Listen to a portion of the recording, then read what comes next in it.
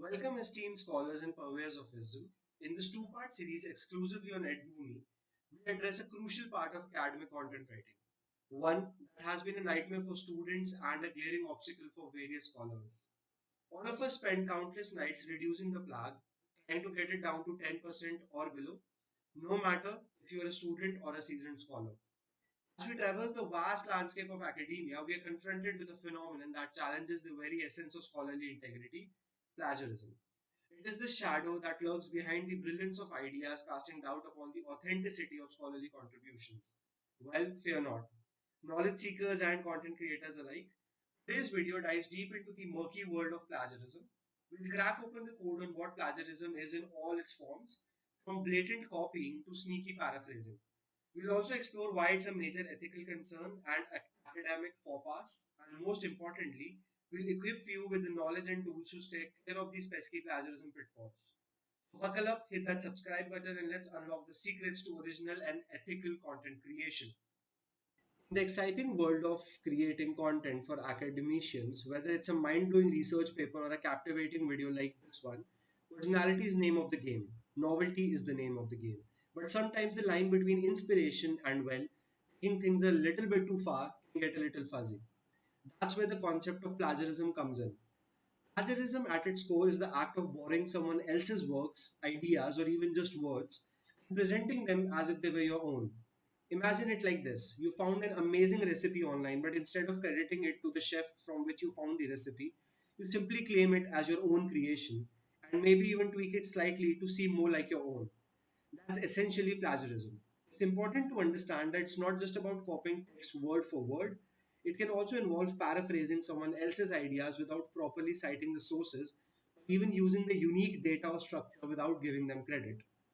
The key takeaway here is that plagiarism is all about failing to give proper attribution and credit.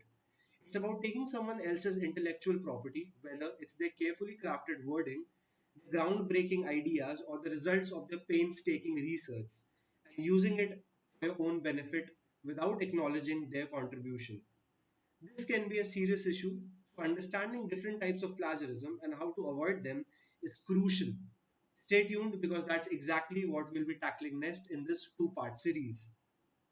Why does plagiarism matter and why you should avoid it? Plagiarism is a breach of academic integrity. It is a principle of intellectual honesty that all members of the academic community should acknowledge, and their debt to the originators of the ideas, words, and the data, which form the basis for your own work.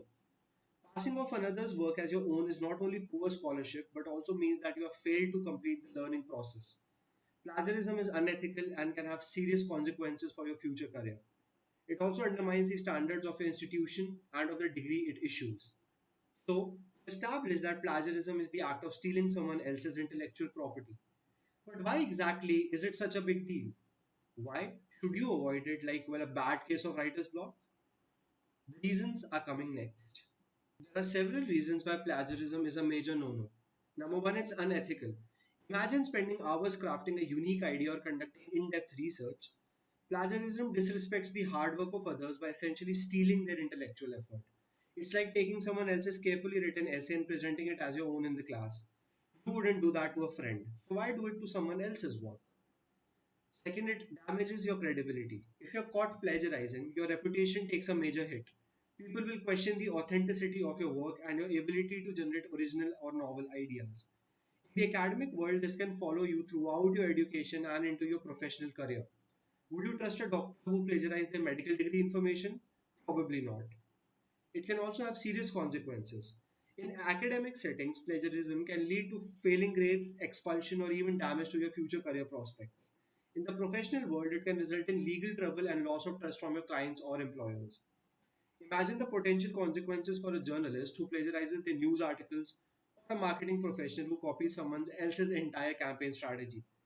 But beyond these consequences, avoiding plagiarism is also about fostering your own intellectual growth. When you rely solely on copying others' work, you miss the opportunity to develop your own critical thinking and research skills. Learning to paraphrase effectively, analyze information, and synthesize ideas from different sources is a key to becoming a well rounded and credible content creator. Think of it as building your own intellectual toolbox. The more you practice these skills, the stronger and more valuable your unique voice becomes.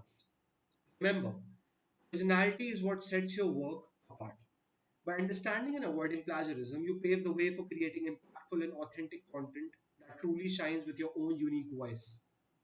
You might be wondering, does this mean I cannot use the work of other authors at all? Great question. Absolutely not. In fact, referencing and engaging with the work of others is a crucial part of creating strong academic content or informative videos. Here's the key distinction. There's a vast difference between borrowing from and stealing from other authors. Imagine you're building a house of knowledge. You wouldn't want to steal bricks from someone else's building, right? That's plagiarism. But what if you use these same bricks along with your own unique construction materials to construct something entirely new and exciting? That's how referencing works. Academic writing and informative videos, by extension, thrive on intellectual conversation. You position your work within the existing body of knowledge by using and discussing material from other authors. The key is to acknowledge their contribution through proper citation. This doesn't diminish your own originality, it strengthens your argument by showing that you've considered different perspectives and built upon existing body of research. Think of it like this. You wouldn't write a movie review without mentoring the film itself, right? Citations allow viewers to explore the sources you used, verify your interpretations, and gain a deeper understanding of the topic. By the way, good citation practice not only shows respect for other authors but also makes you a more credible and trustworthy content creator. The next time you're crafting a video script or research paper, remember, use the work of others but use it responsibly and honestly. We will be diving into the next proper ways to cite sources in the next section and the coming video. Stay tuned. Moving on, let's understand what is unintentional plagiarism. Not all instances of plagiarism stem from an intentional desire to deceive. Occasionally, students may overlook recording citation details while making notes, or they may genuinely lack knowledge about receiving and referencing conventions. Nevertheless, these explanations do not guarantee immunity from accusations of plagiarism. Even in situations where the plagiarism is determined to be neither deliberate nor careless, there may still be academic repercussions due to the substandard practices. So it is incumbent upon you to familiarize yourself with the established referencing norms, be it APA 7 or be it Harvard or any other referencing citation norm, to take comprehensive notes and to refrain from closely paraphrasing. Attending induction sessions on plagiarism and study skills, if available, is strongly recommended. We at EdGumi also offer such services to you. These sessions, in conjunction with the guidance provided in your subject handbook, will aid in acquiring the necessary skills to avoid common pitfalls. If you're engaged in a project or a dissertation, it is imperative to ensure access to information regarding plagiarism and collusion. Should you ever have uncertainties about referencing, paraphrasing, or plagiarism, do not hesitate to seek guidance from your tutor or an expert. Alright, everyone, we have covered a lot of ground on plagiarism in part 1. Hopefully, you understand now and have a firm grasp on what it is and why it matters and how to avoid it. Remember, originality is the key to creating impactful and authentic content. By understanding different types of plagiarism and utilizing proper citation techniques, you can ensure your work shines with credibility and your own unique voice. Here are some quick takeaways to keep in your mind. Always cite your sources, give credit where credit is due. Develop your critical thinking skills, learn to analyze information and synthesize ideas from different sources, and finally, don't be afraid to be original. You have your own voice and perspectives, and they are the most valuable assets you can have.